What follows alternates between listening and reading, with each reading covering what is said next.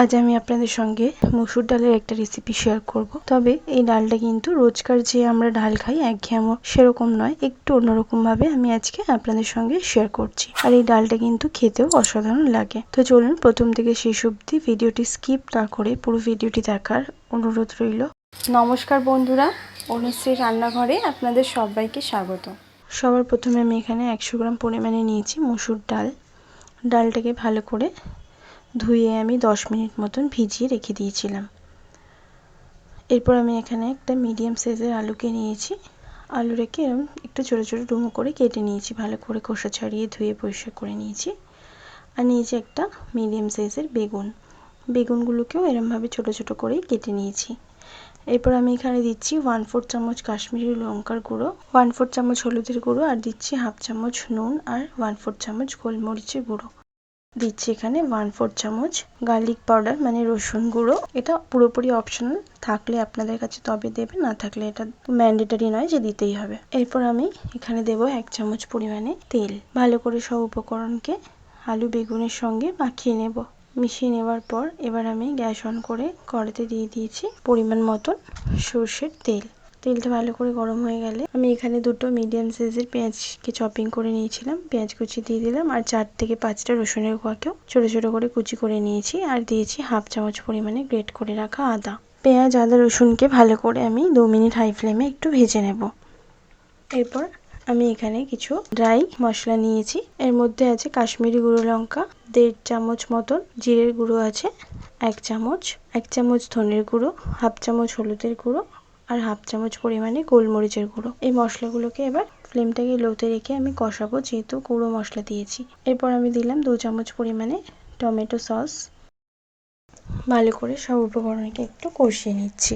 আর আমার চ্যানেলটি যারা এখনো পর্যন্ত সাবস্ক্রাইব করেননি তারা প্লিজ আমার চ্যানেলটিকে সাবস্ক্রাইব করে নেবেন আমার প্রতিদিনের ভিডিওর আপডেট পাওয়ার জন্য। এরপর আমি এখানে দিচ্ছি একটা মিডিয়াম সাইজের টমেটো কুচি, আর দেব সামান্য একটুখানি জল। আর এখানে দিয়ে দিচ্ছি স্বাদ মতো নুন। আবারও সব মশলাগুলোকে ভালো করে কষিয়ে নেব, যাতে টমেটোটা একটু সফট হয়ে যায়। খুব বেশি এখানে টমেটোটাকে আমি সফট করব না।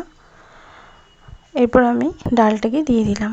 মসুর ডালটাকে দিয়ে ভালো করে সব মশলার সঙ্গে একটু কষিয়ে নেব। মশলার সঙ্গে ভালো করে কষিয়ে নেওয়ার পর আমি এখানে 2 থেকে 3 কাপ পরিমাণে দিয়ে দেব জল। যেহেতু ডালটা 10 মিনিট একটু ভিজিয়ে রেখেছিলাম, তাই অতটাও সময় লাগবে না ডালটা সেদ্ধ হওয়ার জন্য। গ্রেভিটা একটু ফুটতে শুরু করলে আমি ঢাকা দিয়ে দেবো 15 মিনিটের জন্য লো ফ্লেমে। ডালটা এদিকে সেদ্ধ হতে থাকে, এদিকে আরেকটা গ্যাসে একটা কড়া বসিয়ে নিয়ে দিয়ে দিলাম 1 থেকে 1.5 চামচ পরিমাণে তেল। তেলটা গরম হয়ে গেলে এর মধ্যে আমি দিয়ে দেব আলু আর বেগুনটা, যেটা আমি ম্যারিনেট করে রেখেছিলাম। আলু বেগুনটা দিয়ে ভালো করে একটু আমি ভেজে নেব। প্রথমে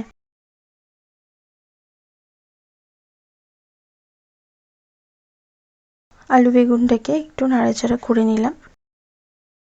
হালকা একটু ভাজা হয়ে গেছে। হালকা একটু ভাজা হয়ে যাওয়ার পর আমি এখানে 2 মিনিট লো ফ্লেমে ঢাকা দিয়ে দেব। ঢাকাটা 2 মিনিট পর সরিয়ে দিলাম। আলুগুলোর কিন্তু কালারটা বেশ হালকা লালচে হয়ে গেছে। আলুগুলো কিন্তু এখনও খুব ভালোভাবে কিন্তু সিদ্ধ হয়নি। আবার একটুখানি নাড়াচাড়া করে দিলাম। আলু বেগুনটা ভালো করে ভেজে নেওয়ার পর এদিকে আমি ডালেরটা ঢাকাটা সরিয়ে নিচ্ছি 15 মিনিট পর। এরপর আমি ভেজে রাখা আলু আর বেগুনটাকে ডালের মধ্যে দিয়ে দেব। বেগুনটা তো সফট হয়েই গেছে, আলুটা একটু সফট হবে। এরপর আমি দিয়ে দিচ্ছি 3টে চেরা কাঁচা লঙ্কা। ঝালটা কিন্তু আপনারা এখানে নিজেদের টেস্ট অনুযায়ী দেবেন। আর দিচ্ছি সামান্য একটুখানি ধনেপাতা কুচি। এরপর ভালো করে নাড়াচাড়া করে মিশিয়ে নেব। এখানে যদি আপনাদের মনে হয় আর একটু ডালটাকে পাতলা করবেন, তো এখানে একটু ঠান্ডা জল দেবেন না, একটু গরম জল কিন্তু এখানে ব্যবহার করতে পারেন। আর যদি এরকমই খেতে চান তো জল আর দেবার প্রয়োজন নেই।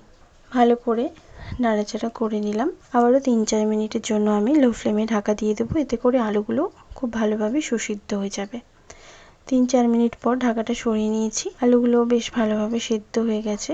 ভালো করে একটু নাড়াচাড়া করে নেব। ডালের ঘনত্বটা কিন্তু আমি এরকমই রেখেছি। আপনারা যদি চান আর একটু পাতলা করতে তো একটু পাতলাও করতে পারেন। এরপর গ্যাসের ফ্লেমটা বন্ধ করে দেব। একটা দারুণ সুন্দর গন্ধ কিন্তু বেরোতে শুরু করে দিয়েছে। এবার আমি এটা গরম গরম সার্ভ করে নেব।